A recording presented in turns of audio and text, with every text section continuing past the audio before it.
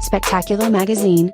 Boards, and I think at halftime they had 0 offensive boards. So thought we took care of business pretty well.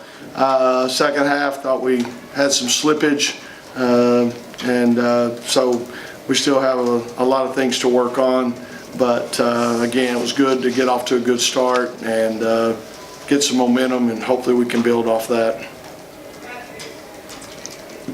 So it looked like you guys had a balanced attack. You guys shot 39% from beyond the arc. You scored 32 points in the paint. Just what does that do for you guys to be able to score in so many different ways? Yeah, I mean, we want to be balanced, and really we want to work inside out.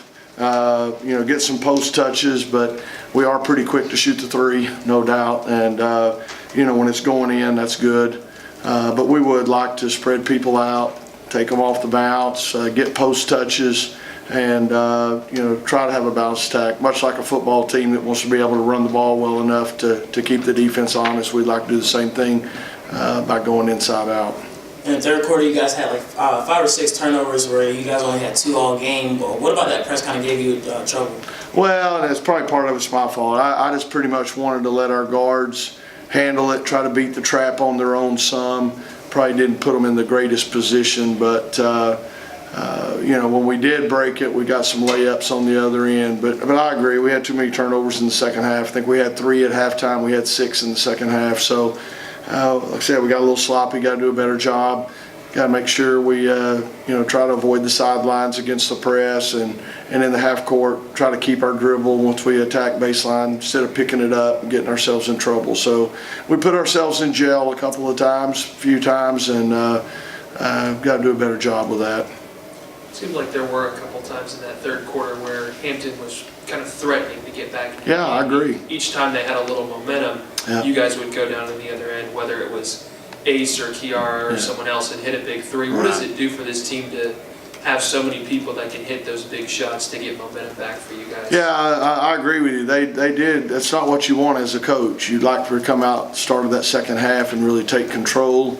But we did. We let them get a little momentum and hang around there. And you're right, the three-point shot, now we can look at it today. It worked out great. The three-point shot was able to give us separation. But we got to be prepared for those days when that three's not going in. We're going to have to do a better job defensively and on the boards to maintain that lead. So I guess it's a double-edged sword. Part of it's good, the fact that we were able to knock down some shots and get the lead back where we're a little more comfortable, but at the same time, we got to do a better job defensively and on the boards.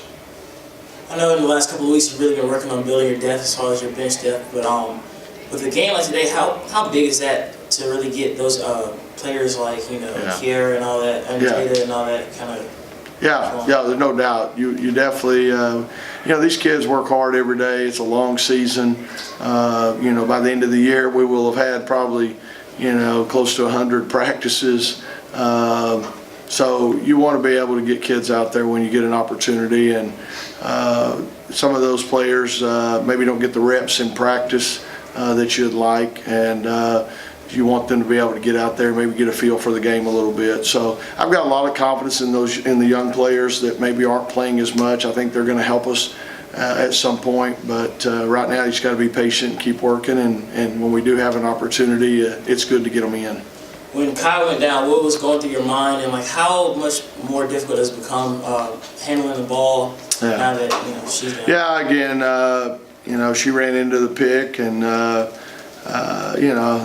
tough part is, they'll do protocol, concussion protocol, and we'll see where she's at and what her availability is at Georgetown Saturday. But it does at the point guard position with Ely already being out, and now for that to happen, that's why we had Armani kind of running the point a little bit the last few minutes in case she has to do that Saturday. So, Ace can play a lot of minutes, but you definitely want to have some depth there and be ready to roll somebody out there. So it is a little tricky if you now are down 2 point guards, but we'll see where she's at. The last 2.5 years in this building, you guys have really dominated. I think the last non-conference loss at home was before the renovations. What is it about this place that really brings out that? Yeah, I mean, it's special, and it's such a great home court advantage. I've had a couple people, I know Jay Billis, I've heard him say many times this is the toughest place he ever played. We were up at Notre Dame a couple of years ago. Digger Phelps, the longtime men's coach, came out during our shoot around. He told our players Reynolds is the toughest place I ever took a team.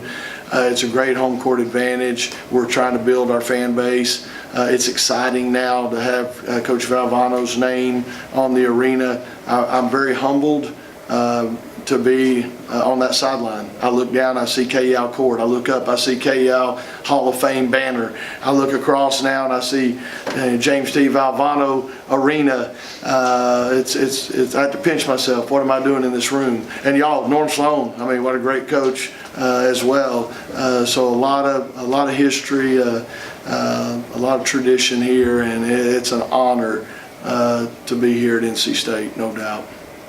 What's the importance of an event like Education Day and getting involved with the community there? Yeah, I think the big thing, and that's a lot of work, our marketing department, hats off to them to organize all that, and they had it very well organized. They deserve, a lot of credit there. And then for the Wake County schools to support it, and, you've got to organize it again, have chaperones, have buses to bring them over, get them to here, back to schools in time for them to get the school, other kids home on the buses. It was great to have them here. I thought they helped us with energy in that first half, with their enthusiasm, and it was a lot of fun. So we were glad to be able to have them here. Wes, what does the top 10 ranking mean to you? Very little. I think it's based on last year. The value for me is you got that rolling across the ticker, every day you play, and recruits and their parents and everybody is seeing your name across that scroll at, number 10 in the country. I love that. But the other side of that coin is you're going to get everybody's A game. And I don't know that we are there. I mean, we got a whole lot of work to do. You go and watch film with me sometime, we got a whole lot of warts that we got to get removed if we're going to be anywhere near that type of team. So again, great honor, good for recruiting and all that. But on the other hand, a lot of that's based on last year, and so we still have our work cut out. I haven't even talked to the team about it. I mean, I hadn't even mentioned it. So just keep plugging. Anything else for Coach Moore? Thank you, Coach. Thank you all. Appreciate you guys being here. Thank you very much.